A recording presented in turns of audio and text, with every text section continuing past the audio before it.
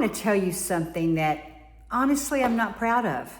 For years, as a certified nutrition coach, I dismissed peptides. I thought they were hype. I thought they were just for athletes, for biohackers.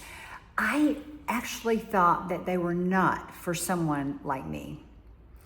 And the years that I spent ignoring them, I now believe that they were years that I was leaving results on the table. So here's the full story. I'm Teresa Epps. I'm a certified nutrition coach and founder of High Performance Aging. I'm 69 years old, and today I'm going to be more vulnerable than I usually am, because this is not a video about what I know. This is a video about what I got wrong and about what changed when I finally decided to stop being skeptical, pig-headed, and start paying attention to the evidence. So if you've dismissed peptides, or if you've never heard of them, then this video is for you. So before we get started, subscribe. This is a conversation that I really wish someone had started with me several years ago. So let me take you back just a little bit. For most of my career in health and wellness, I operated on a very simple principle. If it's not food first, lifestyle second, targeted supplementation third, you know what? I'm skeptical. Well, that principle has actually served me very well for most things. But when peptides started appearing in the wellness conversation, well, I applied that same skepticism. Injections, biohacking, elite athletes. That's how I categorized peptides. Not for me, not for my audience. They're not relevant. So what did I do? I ignored them for years. Meanwhile, the research kept accumulating. Studies on BPC 157 and its remarkable role in tissue repair and recovery. Research on the GHK-Cu, and all about, there's so many peptides and so many numbers and so many letters, it's hard to keep them all straight. But the skin regeneration that actually stopped me in my tracks, I couldn't believe it. Clinical work on cognitive peptides, specifically Dihexa. Showing improvements in the neural pathway efficiency and your mental bandwidth that the actual research community was calling significant. And then Tesofensine, oh my gosh, which was showing something, I had never seen addressed anywhere in the women's wellness space. Now listen to this, a reduction in food noise, that constant mental chatter about your food, what you're going to eat, your cravings, and things that just consume so much of our mental energy after 40. There were days I couldn't think of anything but chocolate. When could I get some more chocolate? You know what I'm talking about, ladies. We have all done that. Well, not anymore. But you know what? I was aware of all of this, but I kept it at arm's length. But here is what that cost me. The joint discomfort that I managed for years, telling myself it's just a part of getting older. The brain fog. I accepted that as well. It's normal. I'm 69. That scattered thinking, so hard to stay focused, the food noise that I lived with every day, not realizing there was a name for it, let alone a solution. And the skin changes, and I attributed entirely to aging, never connecting them to a decline in the cellular signaling that drives collagen synthesis. Who knew? The metabolic sluggishness that I worked around, rather than just addressing it, like everybody else, assuming it was simply the price of being postmenopausal.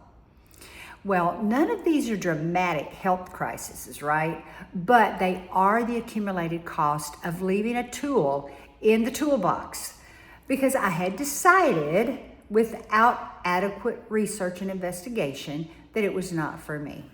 Well, I was wrong. And at 69, when I finally stopped being stubborn and started paying attention, the evidence was overwhelming. And the research, it wasn't hype. Guys, it was biology, and I had been ignoring it for literally years. So what finally changed my mind? Well, it was the combination of the research and the testimony of women that I trusted. And on the research side, the depth and the consistency of the science on specific peptides, it really did become impossible to ignore. I mean, the way that GHK-Cu, signals collagen synthesis. Oh Lord, I've talked so long I can't even say the word synthesis. You know, it's not mysterious. It's a well-characterized biological pathway. The mechanism by which the BPC 157 supports tissue repair is not speculative. It's documented. And the role of NAD plus in cellular energy, metabolism, and the compounds that support it, that's established science. And on the testimony side, women I knew personally, women whose judgment I trusted, women over 40 who were reporting changes in their skin, their brain fog, their recovery, their metabolism. I mean, they were consistent with what the research predicted. It wasn't dramatic overnight transformations. It was just, consistent progressive improvements over weeks and months of use. Now that combination, solid mechanism plus consistent real-world reports from credible sources, that's really what finally moved me from skeptical and pig-headed to willing to investigate. And investigation led to personal use. And personal use has led me to do this video for you. Now, I want to be careful here because I am a certified nutrition coach, but I'm not a physician, and I'm sharing my personal experience, not a medical claim. And with that said, here's what I personally noticed in the months after I began using this incredible formula consistently.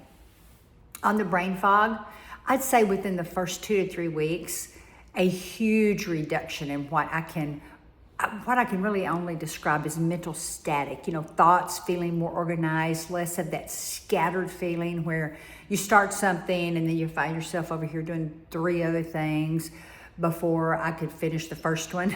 And then I couldn't remember what the first one was. I did not expect this to be the first thing I noticed, but it was the most immediate. Now, on the food noise, the constant background hum of food-related thoughts, what to eat, when to eat, what not to eat, trying to manage cravings, it became noticeably quieter. I mean, it's difficult to quantify, but for anyone who has experienced food noise as a significant mental load, oh goodness, the reduction is unmistakable. I mean, I'm not even hungry most of the time. And my skin felt different. It felt different before it looked different. It just felt more hydrated, more resilient. Fine lines around my eyes, which, I accepted that as simply, hey, it's part of getting older. But it became less pronounced. My nails, which had always been a barometer of my nutritional status, they were always so weak. Well, they became noticeably stronger. And then recovery after a workout. I strength train at least 3 times a week, and that, and that delayed onset of muscle soreness that I accepted as the cost of training, it reduced noticeably. I recovered faster. I felt less depleted and tired after a training session. And my metabolism, this one's harder to isolate because I made other changes simultaneously. But my energy through the afternoon, through the roof. And historically, my lowest point improved in a way that it just felt different from caffeine or, blood sugar management. But I want to say again, this is my personal experience. I can't promise yours will mirror mine, but I can say the changes I experienced are consistent with what the research predicts.